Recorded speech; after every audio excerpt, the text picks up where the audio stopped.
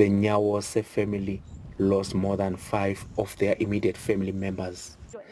These were the remains of their torched and ransacked home after the attack, as seen in the footage. The Christmas Day slaughter, which left 19 people dead, including a 16-month-old infant, and left scores wounded, sent shockwaves throughout the globe. One of the survivors, Dumazile Nyawose, says she hasn't celebrated Christmas since, as the memory of the traumatic events was too painful. She gets emotional when recalling what unfolded. Nyawose remembers that it was around 7:30 in the morning when she heard gunshots and people screaming in the distance. She could also see houses and huts going up in flames. Her nephew Kipha Nyawose, the local ANC leader, was believed to be the main target of the attackers. She fled her home with her 2 sons and a daughter. As they were crossing a river in the valley, she says her 17-year-old daughter Pindile was shot. She hid in the bush and witnessed the attackers stab and hag her daughter's body.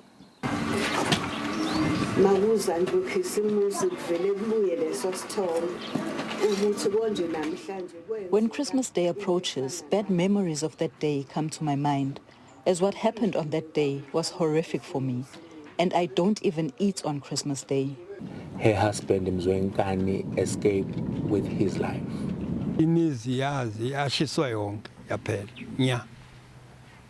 All the homes in the area were burned down, and my brother's son, Kipha, was mutilated in front of me.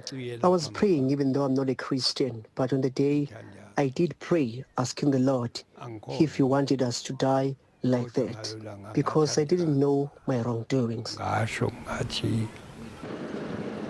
He says they lost everything. During the mass funeral, the government promised that the perpetrators would be hunted down. A special police task team was established to investigate. Police and defense force reinforcements were deployed in the area. 18 people were eventually brought to trial, 13 of whom were found guilty. 5 of those convicted and their sentence overturned on appeal. The court ruled that the motive for the violence was the ongoing feud between the ANC and the IFP. However, it emerged that the police had information on the planned attack but never acted on it. This led to demands for a shake-up of the police service in the area, elements of which were accused of complicity in the attack. The Nyawoses, like some other families, later returned and rebuilt their homes and their lives. In this interview 10 years after the massacre, Dumazile Nyawose spoke of the uneasy peace in the area. Today, residents and traditional leaders say ANC and IFP members live peacefully side by side. As I am saying, there is peace now, and I can freely go anywhere here in Ezingolweni, even attending functions, and others are able to come to Shobashobane. My wish is that the community should live in peace, as the political parties are now working together in restoring peace in the area.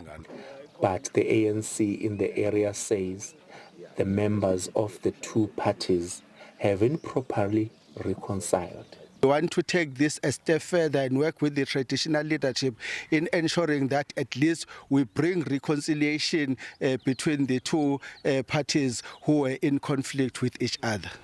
The IFP has always denied that their members and leaders were involved in the attack.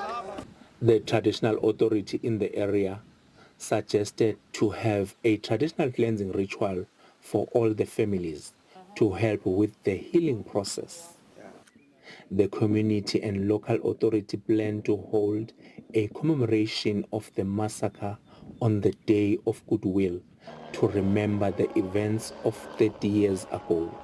It's with a heavy heart that the Nyawoses will attend the event at the gravesite and remembrance wall, stark reminders of their forever present painful loss. Londi Khatebe, SABC News, izingolweni.